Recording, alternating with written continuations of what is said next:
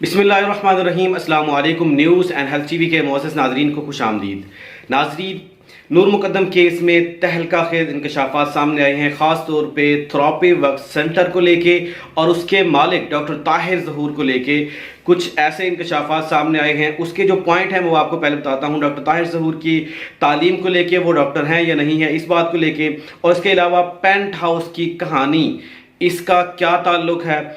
اس کے ساتھ، جو تھراپی ورک سینٹر ہے اس کے ساتھ، اور عیاش امیر زادوں کا ماسٹر مائنڈ بے نقاب کیسے ہوا اور یہ ہے کون، اور ایفیلیشن یہ ریکگنائزڈ ہے کسی ادارے سے یا نہیں ہے اس کا جو سینٹر ہے، اس بارے میں کچھ حیران کن انکشافات سامنے آئے ہیں۔ اور اس کے علاوہ یہ کتنی بھاری فیس لیتے ہیں جس کو آپ سن کے آپ یقیناً حیران ہوں گے، اور اس کے علاوہ بچوں کا سوسائڈ کرنا، اور آخر میں اس کا نتیجہ کیا نکلتا ہے۔ مزید ویڈیو دیکھنے سے پہلے اگر آپ کو لگتا ہے کہ میرے چینل کو سبسکرائب کرنا چاہیے تو جلدی سے میرے چینل کو سبسکرائب کر لیں اور ساتھ لگے بیل آئیکن کو بھی پریس کر لیں تاکہ آپ کو اپڈیٹ ملتی رہے۔ ناظرین، پہلے آپ کو بتا دوں کہ ڈاکٹر طاہر ظہور کی تعلیم کتنی ہے، اور مبینہ طور پہ بتایا یہ جا رہا ہے کہ ڈاکٹر طاہر ظہور کا میٹرک پاس یا ایف ایس سی اس نے کی ہوئی ہے، یا بعد میں اس نے کوئی ایسا کوئی ڈپلومہ کیا ہوا ہے، کیونکہ ایک سینئر اینکر نے یہ دعویٰ کیا ہے کہ جب کراچی میں ان کے رشتہ داروں سے پتہ چلا تو انہوں نے اس بات کے اوپر ریئیکشن دیا اپنا کہ اس نے میٹرک کر بھی لیا کہ نہیں کی، یہ بات سامنے آئی ہے۔ اور اس کے علاوہ ڈاکٹر طاہر ظہور کے جو سینٹر تھا اس کے اندر کیا تہلکہ خیز انکشافات سامنے آئے ہیں، کیا گھنونا کام کیا جاتا تھا، وہ میں آپ کو بتاتا ہوں۔ ہوتا کیا تھا، اس سینٹر کے اندر ان بچوں کو لایا جاتا تھا جو ڈرگز لیتے تھے یا مینٹلی طور پہ ڈرگز لینے کی وجہ سے ان کو کسی قسم کا مسئلہ ہوتا تھا، تو وہ والدین کے ساتھ جو ہے تھوڑا سا ایب نارمل بیہیور کرتے تھے، اس وجہ سے وہ ان کے پاس لے جاتے تھے والدین تاکہ یہ نارمل ہو جائیں اور اپنی لائف میں یہ واپس آ جائیں۔ تو ہوتا کیا تھا کہ ان کو مزید بگاڑا جاتا تھا، اور اس کی یہی وجہ تھی کہ جب یہ بچے وہاں سے ہو کر آتے تھے، دو قسم کے بچے وہاں پہ پیدا ہوتے تھے۔ جب ان کو جو ٹریٹمنٹ ہو کے واپس آتے، کچھ بچے اگر ان کو واپس وہاں پہ جانے کے لیے بھیجا جاتا تو وہ سوسائڈ کرنے کی کوشش کرتے۔ یہ کمپلین آئی ہیں لوگوں کی۔ اور اس کے علاوہ کچھ بچے ایسے بھی تھے جب بھی ان کو واپس ان کو لے کے آیا جاتا ہے ان کے ماں باپ کی طرف، تو وہ وہاں اس کی طرف بھاگتے ہیں کہ ہمیں وہاں اس سینٹر تھراپی ورک سینٹر میں داخل کرایا جائے تاکہ ہم صحیح ہو جائیں۔ اس کی ریزن کیا ہے خاص طور پہ، اور وہ میں آپ کو بتاتا ہوں۔ اس کی جو آگے اس کی ریزن ہے وہ پینٹ ہاؤس کہانی کے اندر ہے، وہ وہاں پہ میں آپ کو جا کے بتاؤں گا۔ اور اس کے علاوہ یہاں پہ لڑکوں اور لڑکیوں کے ساتھ ان کے جو سیکرٹ ہوتے ہیں وہ لیے جاتے، اور اس کے علاوہ جب ان کو واپس بھیجا جاتا تو ان کو باقاعدہ طور پہ ایک واٹس ایپ میسج کیا جاتا، ان کو بتایا جاتا اگر آپ نے کسی قسم کا کچھ وہاں پہ جا کے بتایا تو یہ آپ کی ویڈیوز جو ہیں وہ لیک کر دی جائیں گی۔ تو ان کو اس طرح کر کے ایک بلیک میل کیا جاتا تھا۔ اور اس کے علاوہ سب سے جو اہم بات تھی ایفیلیشن کے بارے میں اگر بات کی جائے تو جن ادارے کا انہوں نے نام لیا، جس کی یہ سرٹیفکیٹ بانٹتے پھر رہے تھے، اس ادارے نے بالکل ان سے قطع تعلق کر لیا اور کہا کہ ہمارا ان کے ساتھ کسی قسم کی ایفیلیشن نہیں ہے۔ یہاں پہ ایک بات سوچنے کی ہے کہ میں سوچتا تھا اتنے امیر جن کے بڑا بڑا اتنا بزنس ہے اور مختلف کنٹریز کے اندر ان کا بزنس پھیلا ہوا ہے، وہ لوگ ایک چھوٹا سا اس طرح کا سینٹر کیوں کھولیں گے؟ تو یہ بات آج سامنے آئی ہے کہ یہ لوگ جو امیر زادے ہوتے ہیں ان کے بچے یہاں پہ ایڈمٹ ہوتے ہیں، تو ان بچوں سے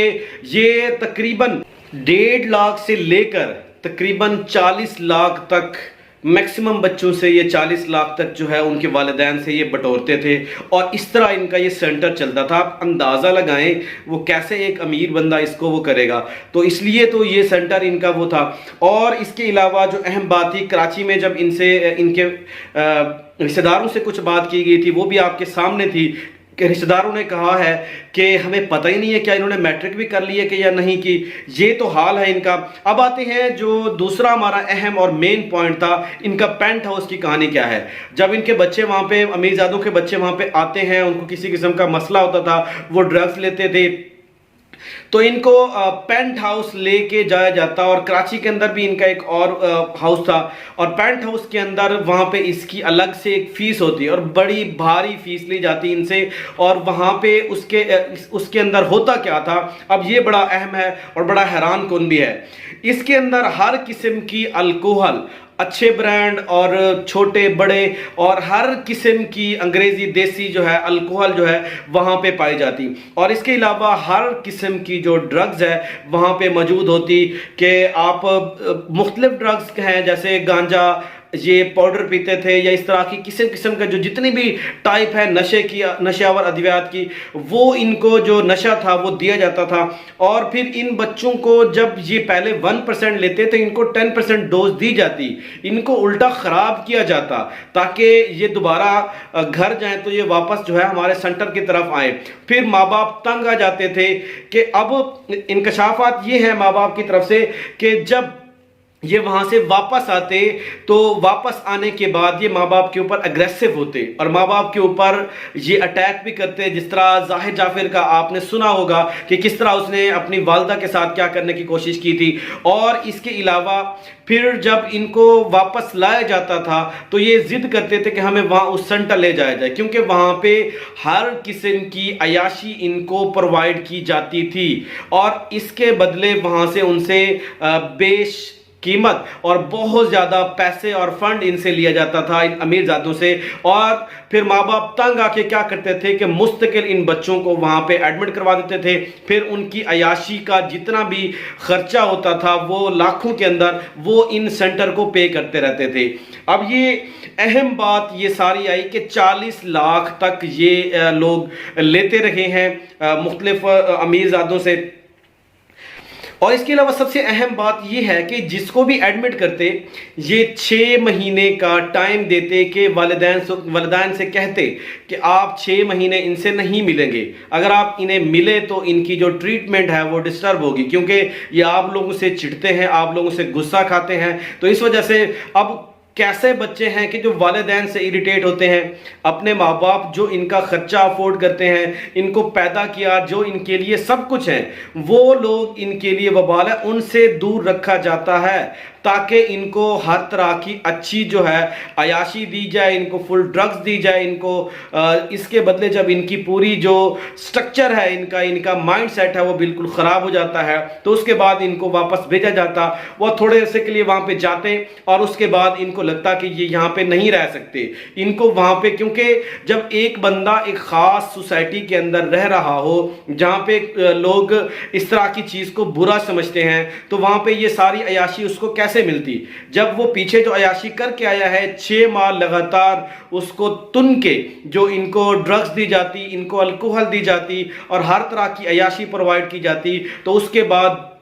جب یہ گھر آتے تو وہ یہ دوبارہ اس چیز کی ڈیمانڈ کرتے تھے، کیونکہ بچے تو عقل کے کچے ہوتے ہیں، جب ایک چیز پہ ان کو لت پڑ جاتی تھی، ان کی مجبوری بن جاتی تھی، تو والدین پرماننٹلی ان کو وہاں پہ ایڈمٹ کرتے اور یہ ان سے پیسے بٹورتے، ہر منتھ 1.5 لاکھ منیمم ان کی فیس تھی، اور اس سے لے کر آگے جو ہے تقریباً 40 لاکھ تک یہ ان امیر زادوں سے پیسے بٹورتے تھے۔ اور اس کے علاوہ یہ آپ پیچھے جو گورنمنٹ کی ان کے متعلق جو انویسٹیگیشن تھی، جو انہوں نے وزٹ کیا تھا، ان کو چیک کیا تھا کہ 18 وزٹ کیے تھے ایسے جو تھراپی سینٹر تھے، وہاں ان کی جو رپورٹ آئی تھی وہ بھی سامنے آئی تھی، اور جن کے والدین یہ تھوڑا سا افورڈ نہیں کر سکتے تھے کہ ان کے والدین ان کے بچوں کو یہ 6 مہینے ایسے بند کر دیتے تھے کہ ان کو دھوپ تک نصیب نہیں ہوتی تھی، اور ایسے بچوں کا۔ اور سب سے کامن بات یہ ہے کہ یہ جتنے بھی سینٹر ہے وہاں پہ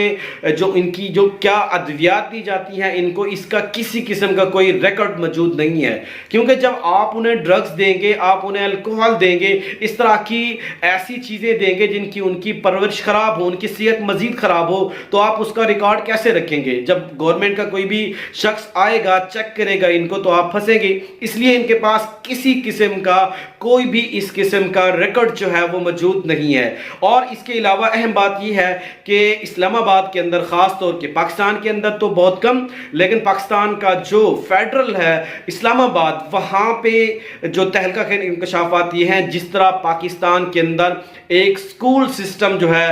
پرائیویٹ طور پہ یہ بڑھا ہے، اسی طرح جو پرائیویٹ طور پہ یہ تھراپی ورک سینٹر جو ہیں یہ بھی بڑے ہیں، جو اچھے کام کر رہے تھے، جو زبردست اپنے اس کے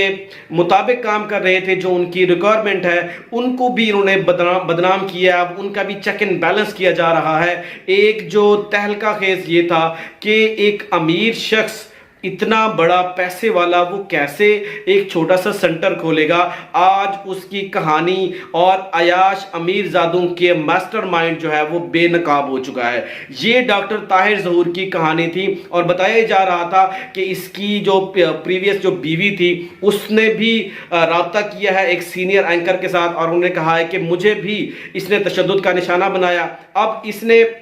وہ اس کی بیوی کسی اور فیملی میں ہے، اس کی شادی ہو گئی ہے، تو اس نے اپنا نام یا سارا کچھ یہ نہ بتانے کے لیے کہا ہے، اور یہ ان کے ساتھ بھی تشدد کرتا رہا۔ اور یہ شخص اب کہتا ہے میں بیمار ہوں، مجھے ہر اس کے دن جو ہے مجھے انسولین لگتی ہے، جیل کے اندر بھی انسولین لگ سکتی ہے۔ اب آج ان کی جو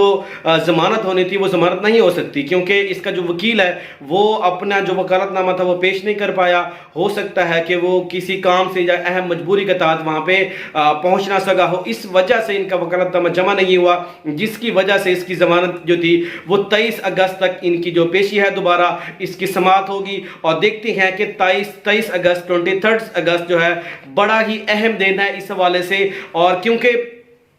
دوسری بات جو سب سے اہم جو سامنے آئی ہے کہ جو تھراپی ورکس کی باقی ٹیم تھی، جو 5 لوگ تھے، ان کے لیے کوئی بھی وکیل نہیں کیا گیا، اور اس لیے انہوں نے اپنے الگ سے وکیل کیے ہیں، جو گزشتہ کل ان کی سنوائی تھی، اور ان کی آگے جا کے جو 23 کو ان کی بھی سنوائی دوبارہ ہوگی۔ جو جج تھے فرید بلوچ صاحب جو تھے، انہوں نے اس کی 23 کو جو ہے یہ آگے کر دی تھی ان کی، اور ان کا اب یہ پولیس کی طرف سے تہلکہ خیز انکشافات یہ ہے کہ تھراپی سینٹر کے اندر کیا کچھ ہوتا تھا۔ اب یہ باقی 5 لوگ یہ سارا کچھ جو ان کا کچا چٹھا جو ہے وہ کھولنے والے ہیں۔ تو آج کی یہ ساری سٹوری تھی، اور یہ کچھ تھا جو ہمارے سامنے آیا ہے۔ اپنا خیال رکھیے گا، اللہ تعالی ہم سب کا حامی و ناصر ہو۔ السلام علیکم۔